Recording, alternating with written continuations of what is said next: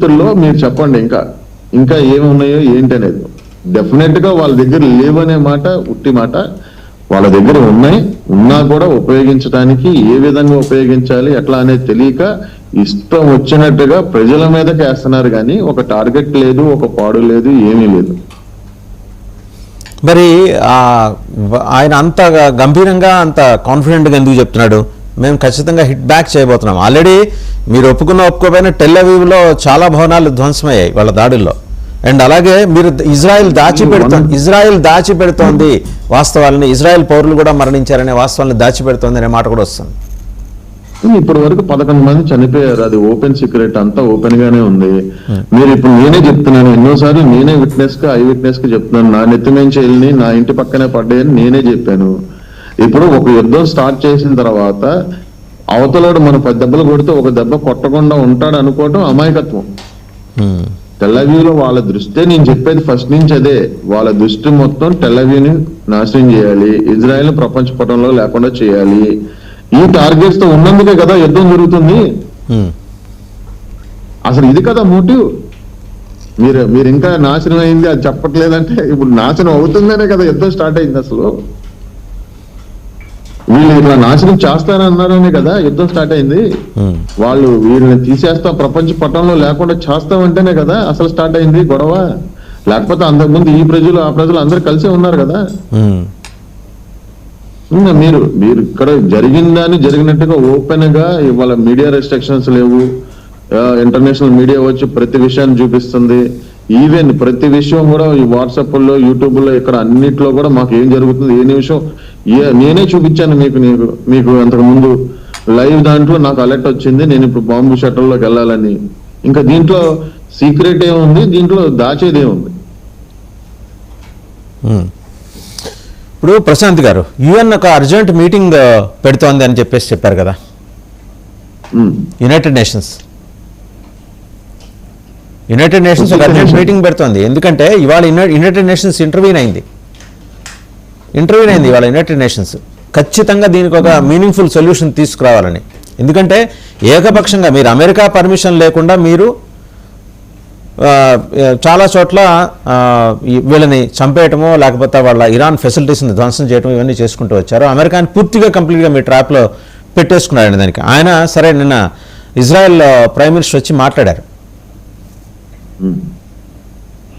ఇప్పుడు అమెరికాని ఎవరైనా ట్రాప్ లో పెట్టగలరు అనే మాటే డైరెక్ట్ గా ప్రెసిడెంటే చెప్పాడు. అమెరికన్ ట్రంప్ గారిని ఏదైనా చెప్పి ట్రాప్ లో తెచ్చేవాడు ఎవరైనా ఉన్నారా అని ఆయనే అడిగారు. సో ఇలాంటి ప్రశ్నలు ఏంటంటే భావజాలం మీరు అడిగి ఉండొచ్చు. ఇదంతా కూడా ఏంటంటే ఇట్లా స్పెక్యులేషన్స్ వస్తున్నాయి కాబట్టి మీరు అడుగుతారు. ఆ విషయంలో తప్పలేదు, మీరు అడగటంలో తప్పలేదు.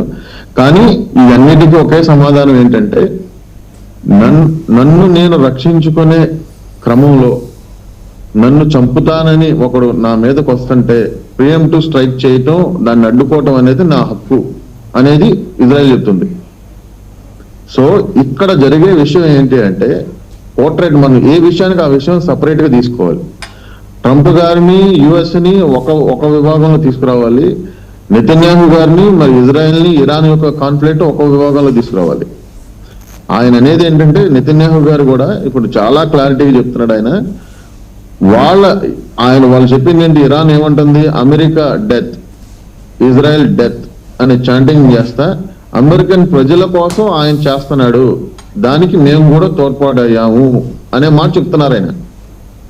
అంతేగాని అమెరికాని లాగి యుద్ధంలోకి లాగాము, మేమే చేశాము, లేకపోతే మాతో పాటు అమెరికా వచ్చింది అనంట్లా.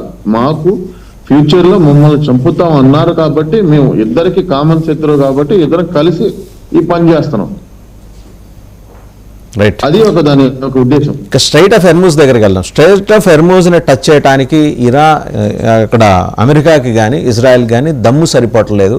వార్షిప్స్ ఆల్రెడీ అక్కడ రెడ్ సీలోను మెటర్న్ సీలో ఉన్నా కూడా ఆ బాటిల్ నెక్ దగ్గరికి వెళ్ళడానికి మాత్రం ప్రయత్నించట్లేదు, భయపడుతున్నాయి. పైగా మిగిలిన దేశాలని మీరు మీ షిప్స్ తోటి బయటకు రండి, మేము సపోర్ట్ చేస్తూ ఉంటున్నారు. అంతటి ధైర్యం ఉన్న వాళ్ళు వాళ్ళే వెళ్ళొచ్చు కదా. ఇదొక ప్రశ్న. ప్రపంచం ఎందుకంటే మనవి 22 భారతదేశానికి సంబంధించి 22 వెజల్స్ అండి, అవి స్టాండర్డ్ అయినాయి. అఫ్కోర్స్ ఇరాన్ కొంతమేరకు భారతదేశానికి లివరేజ్ ఇస్తోంది, పంపిస్తోంది, నెమ్మదిగా పంపిస్తోంది. బట్ అక్కడ సీ మైన్స్ అన్నీ కూడా పెట్టారు. ఏ క్షణంలో అక్కడ వార్షిప్ ఎంటర్ అయినా సరే వాటిని పేల్చేయడానికి, అంతటి వార్షిప్ని పేల్చేయడం అంటే ఈ సూసైడ్ బోట్స్ తోటి వెళ్ళడానికి ఇరాన్ కోసం అని చెప్పేసి హౌతీస్ అక్కడ సిద్ధంగా, మీకు ఆ స్ట్రైట్ ఆఫ్ హెర్మూజ్ పర్వత సానువుల్లో ఉన్న గుహలు ఉంటాయి, చిన్న చిన్న గుహలు, వాటితోటి వాళ్ళు రెడీగా ఉన్నారని. ఇక్కడ మీరు గమనించినట్టయితే వాళ్ళతో వచ్చిన ప్రాబ్లమే ఇదండి. ఇప్పుడు ప్రపంచ దేశాలని థ్రెట్ చేయటం, ప్రపంచాన్ని బ్లాక్మెయిల్ చేసి, ఇప్పుడు న్యూక్లియర్ ఎన్రిచ్మెంట్ లేకపోతేనే ఇంత పనులు చేస్తున్నారు, ఇన్ని మైన్స్ పెడుతున్నారు, ఇన్ని బ్యాలిస్టిక్ చేస్తున్నారు, ఇవన్నీ చేస్తున్నారు. ఇక్కడ మీరు అడిగిన క్వశ్చన్ ఏంటంటే, మరి ఇంత నాశనం చేస్తారన్న ఇజ్రాయెల్ కానీ, లేకపోతే ఎంత జరుగుతున్నటువంటి యుఎస్ఏ కానీ ఎందుకు ఈ స్ట్రైట్ ఆఫ్ హర్మూజ్ లో వీళ్ళని టచ్ చేయట్లేదు? ఇఫ్ ఐఎమ్ నాట్ రాంగ్, మీరు క్వశ్చన్ ఇదే, ఎందుకు టచ్ చేయలేకపోతుంది అనేది. అవును. సో ఇక్కడ ఎందుకు టచ్ చేయలేకపోతుందంటే, ఇప్పుడు చాలా barrels, million gallons of the barrels తీసుకొని ఉన్నటువంటి షిప్స్ అక్కడ నిలబడి ఉన్నాయి. ఇది ఎప్పుడైతే వీళ్ళు 10 నిమిషాల్లో ఈ యొక్క మొత్తం స్ట్రైట్ ఆఫ్ హెర్మూజ్ ని మొత్తం ఏం చేయాలంటే అది చేయగలిగినటువంటి బాంబర్స్ అన్ని కూడా వీళ్ళ దగ్గర ఉన్నాయి. అంటే మొత్తం అంటే ఒక 10 minutes లో మొత్తం దాన్ని డిస్ట్రాయ్ చేయగలిగినటువంటి. కానీ ఇప్పుడు ఇది చేస్తే ఏమవుతాయి, ఇక్కడ ఉన్నటువంటి అన్ని షిప్స్ మీద వీళ్ళు ఇష్టం వచ్చినట్టుగా దాడి చేస్తారు.